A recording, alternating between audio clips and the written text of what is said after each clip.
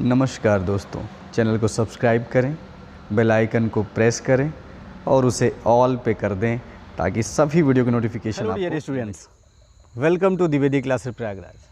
कैसे हो आप सब? भाई कल के वीडियो में एक्सरसाइज 1.1 क्लास 12 का रिलेशन एंड फंक्शन जो हमने शुरू किया है उसको कल फिनिश किया था। आज ज़रूरत थी 1.2 शुरू करने की, पर उससे भी पहले ज़रूरी है कि 1.2 में हमें क्या पढ़ना है, हम उसके बारे में जानें।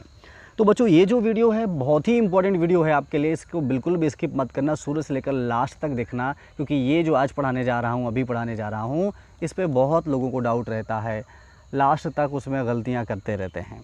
इसलिए बहुत आसान से देखिएगा, आपको अच्छे से समझ में आएगा और 1 बाय 1 हम पूरी अच्छे से बात करने वाले हैं। तो आप देख ही रहे होंगे यहाँ पर स्क्रीन में है, यहाँ पे टाइप्स ऑफ फंक्शन आपको दिख रहा है।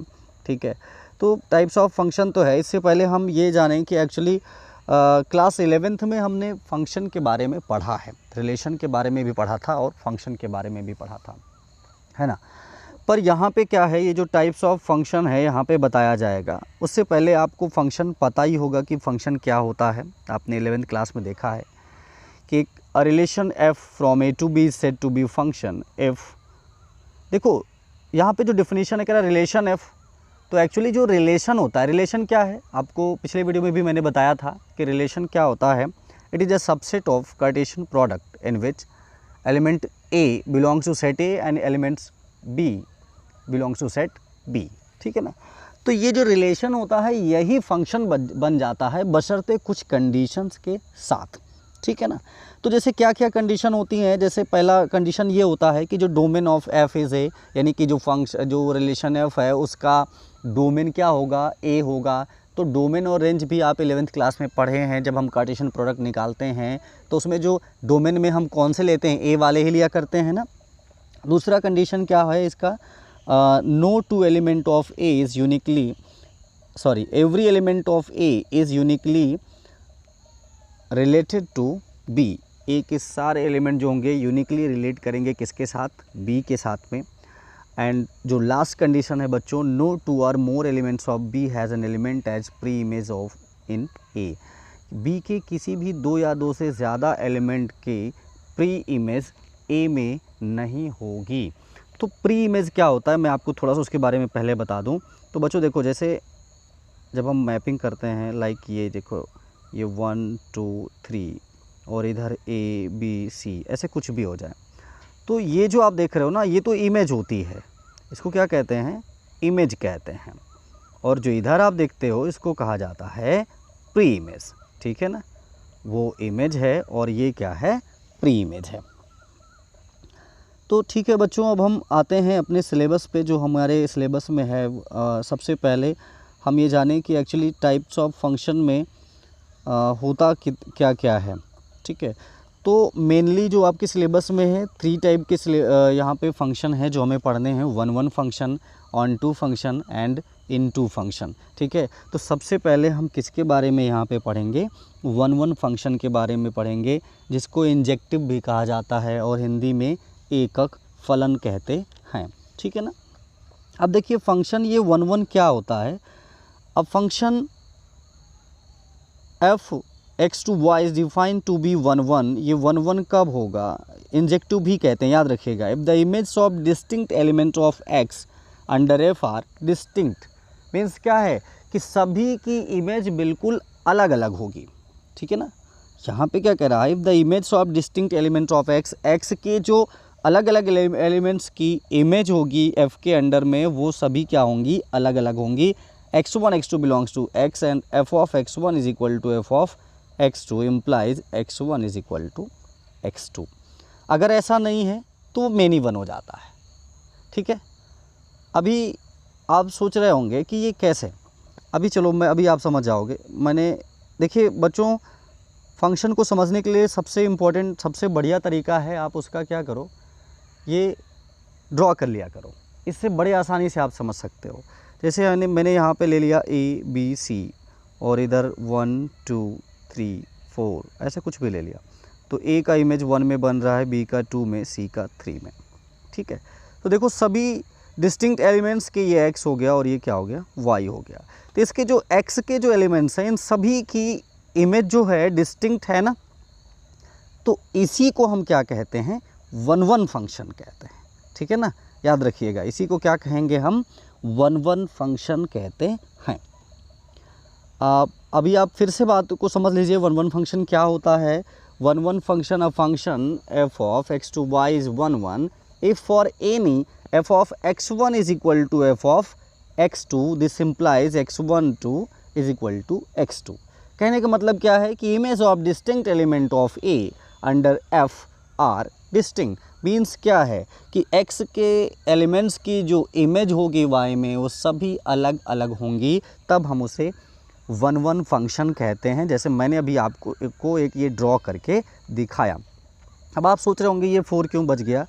अब क्यों बच गया अभी आगे के पार्ट में आप समझ जाएंगे।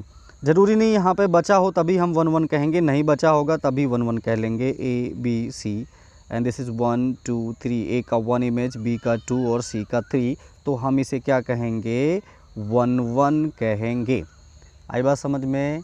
मीन्स यहाँ पे कैसा किस तरह का रिलेशन बन रहा है, x और y में जो आप रिलेशन निकाले हो, यहाँ पे क्या है, x के जो भी एलिमेंट हैं y के एलिमेंट में उसकी सभी की यूनिक इमेज होनी चाहिए, डिस्टिंक्ट इमेज होनी चाहिए, तो हम उसको 1-1 फंक्शन कहते हैं।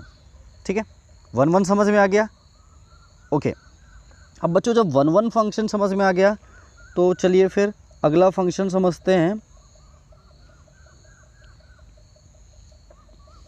तो जो अगला फंक्शन है वो है, ये 1-1 ऑन2 दिया है। फ़िलहाल हम 1-1 ऑन2 की बाद में बात करेंगे, पहले हम किसकी बात करेंगे, ऑन2 की बात करेंगे। ओके, हाँ ये इसी पे है, हम आगे निकल गए थे, बिल्कुल। ये देखिए यहाँ पे ऑन2 है। बच्चों ऑन2 को दूसरा नेम इसका क्या होता है, सरजेक्टिव भी कहते हैं। ठीक है, जैसे अभी मैंने बताया कि 1-1 को इंजेक्टिव कहते हैं, ऑन2 को क्या कहते हैं, सरजेक्टिव, या हिंदी में आच्छादक फलन कहते हैं।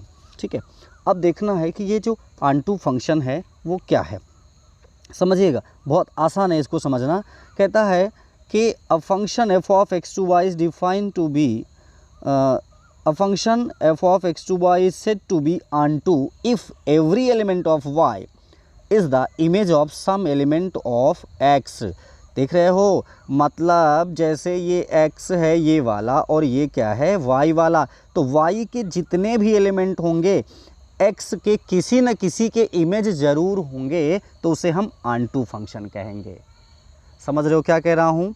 ऑन2 फंक्शन क्या है, ये f of x2y, इसको हम ऑन2 कब कहेंगे, जब एवरी एलिमेंट ऑफ y, चलो मैं यहाँ पे कुछ एलिमेंट लिख लेता हूँ, 1 2 3, ये मत सोचना हर बार 1 2 3 लिख देते हैं, आप कुछ और भी लिख सकते हो। ठीक है, every element of y is the image of some element of x under f, that is for every y belongs to set y there exist an element x in x such that f of x is equal to y। यानी ये बिल्कुल आसान से आप समझ सकते हो कि y में जो भी एलिमेंट है x की किसी न किसी की इमेज ज़रूर होगा। कहने का मतलब जैसे इसके पहले वाले में मैंने छोड़ दिया था ना, एक में आपको याद हो नीचे वाले में, पर इसमें ये नहीं छूटेगा। अगर छूटेगा तो वो ऑन2 फंक्शन नहीं है। बिल्कुल सिंपल है। एक और देखो मैं बना के दिखा देता हूँ, जैसे ये यहाँ पे है और एक यहाँ पे है। ठीक है, तो 1 2 और इधर a b, तो जैसे 1 की इमेज a में और 2 की इमेज b में, तो ये हो गया ऑन2 फंक्शन। ठीक है ना, क्लियर है। तो भाई देखो, आप सोच रहे होंगे कि ये ऑन2 फंक्शन में क्या खास बात है। कुछ भी नहीं, बिल्कुल सिंपली आपको ये देखना है कि यहाँ पे कुछ भी बचना नहीं चाहिए। ये जितने एलिमेंट होंगे वो x में किसी न किसी के इमेज होने चाहिए। अब आपके मन में हो सकता है सवाल आ जाए कि x में अगर बचे तो भैया अगर x में बचेगा तो फंक्शन ही नहीं होगा। ठीक है, x में तो बचना ही नहीं है। सो आप इसको अच्छे से याद रखिएगा। ओके, क्योंकि अभी मैंने बताया था कि फंक्शन में क्या लिखा था कि every element of a is uniquely related to b, यानी कि a के जो भी एलिमेंट होंगे, अब a की जगह x है तो मतलब x के जो भी एलिमेंट होंगे वो b से ज़रूर रिलेट करेंगे। तो आपको ऑन2 समझ में आया। एक बार फिर से ऑन2 के लिए बता दूँ, आप मैपिंग ऐसे ड्रॉ कर सकते हो, ये a b c, इधर है 1 2 3, ये y है और ये क्या है, x है। ठीक है, तो y के जो भी एलिमेंट हैं x में किसी न किसी की इमेज ज़रूर है, यानी कोई भी y में एलिमेंट नहीं छूटेगा, याद रखना। बस सिंपली ऐसे पहचान के आप कह सकते हो कि वो ऑन टू फंक्शन है, ठीक है। तो आपको ऑन टू फंक्शन भी समझ में आ गया और 1 फंक्शन भी समझ में आ गया, ठीक है। अब देखिए, और मैंने बताया था कि जो फंक्शन 1 नहीं है वो क्या होता है, वो फंक्शन हो जाता है मेनी वन, ओके। तो यहाँ पे अगर हम बात करें, अब कुछ ऐसे फंक्शन होते हैं जैसे ये 1 की अभी मैंने बात बताई, तो अभी आप देखिए, जैसे यहाँ पे आप देखोगे 1 मिनट, ये देखिए यहाँ पे क्या लिखा हुआ है, a function F of X to Y said to be 1 and onto if F is both 1 and on to.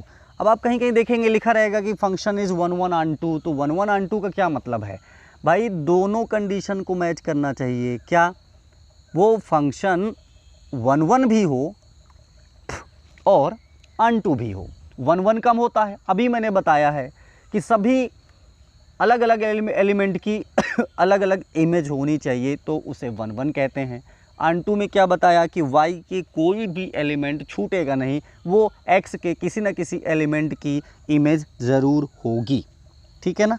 तो बिल्कुल सिंपल है, इसको हम ये दिखा सकते हैं कि 1 ऑन टू क्या होता है। 1 ऑन टू के लिए आप सिंपली यहाँ पे दिखा सकते हैं कि ये क्या होता है, जो 1 भी है और ऑन टू भी है। चलो मैं कुछ एग्जांपल लेता हूँ, अभी आप समझ जाएंगे कि कौन सा ऐसा है जो 1 भी है और ऑन टू भी है, ठीक है। अब जैसे आप देखिए, एक यहाँ लिया और एक यहाँ, 1 2 3 4 5 6, ये देखिए ये। अब आप कहेंगे ये कैसे, अब देखो ना, पहले मैं 1 चेक करूँगा। 1 में यही बोला है ना कि सभी की सिंगल इमेज होनी चाहिए। देखिए 1 की 4 में है, 2 की ये 5 में है और 3 की 6 में है, तो ये 1 है। ऑन टू में क्या कहा था कि y का कोई भी एलिमेंट x से बचना नहीं चाहिए, किसी न किसी की इमेज ज़रूर होनी चाहिए, वो भी मैच कर रहा है। इसका मतलब ये जो फंक्शन है ये 1 भी है और ऑन टू भी है, ठीक है। फिर से आप समझ लीजिए, 1 ऑन टू फंक्शन का मतलब है ऐसा फंक्शन जो 1 भी होगा और ऑन टू भी होगा। 1 क्या होगा, अभी कंडीशन पीछे समझाया, और ऑन टू क्या होगा ये भी आपको बताया, ठीक है। तो एक फंक्शन और होता है, उसको क्या कहते हैं, इनटू फंक्शन, ठीक है। कहाँ दिया है भाई इनटू, नहीं दिया होगा तो भी आपको बताऊंगा, क्योंकि होता है और यहाँ पे हो सकता है स्किप हो गया हो।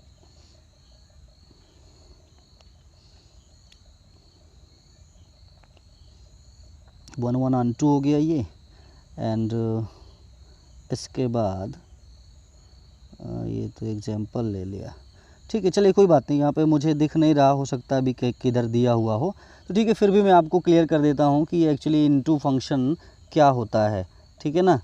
जो इनटू फंक्शन के लिए क्या बात है, जो ऑन टू नहीं है वही इनटू है, ठीक है। मतलब ऑन टू के बिल्कुल अपोजिट केस होता है इनटू में, यानी कि इनटू में क्या होगा कि कोई ना कोई इमेज ज़रूर बचेगा। जैसे ये मैंने ले लिया 1 2 3, ये 4 5 6 7, 1 की 4 में, 2 की 5 में, 3 की 6 में, देखिए 7 बच रहा है ना, तो ये क्या होगा, इनटू फंक्शन होगा, ठीक है। इसको क्या कहेंगे, इनटू फंक्शन होगा, याद रखिएगा। तो 1 इंटू कब होगा भाई, 1 इंटू इसको भी कह सकते हो जो आप देख रहे हो, क्योंकि देखिए ना सिंगल इमेज सबकी बन रही है और एक छूट भी रहा है, तो इसको 1 इंटू हम कह सकते हैं, ठीक है।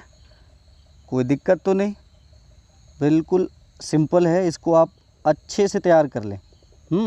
और जो चीज़ बता रहा हूँ इसको फिर से रिपीट करिएगा और इसके जो एग्जांपल्स है बच्चों सॉल्व कर लीजिएगा, ताकि आपका कॉन्सेप्ट थोड़ा सा क्लियर हो। इसके बाद मैं आपको एक्सरसाइज 1.2 समझाऊंगा, तो उस पर जो क्वेश्चंस होंगे उनको करके बताऊंगा, तो और आपको अच्छे से क्लियर हो जाएगा, ठीक है। तो बच्चों अगर कोई भी डाउट है तो ज़रूर बताएं और वीडियो को लाइक किया करें, दोस्तों में शेयर किया करें। मिलते हैं अगले वीडियो में, थैंक यू।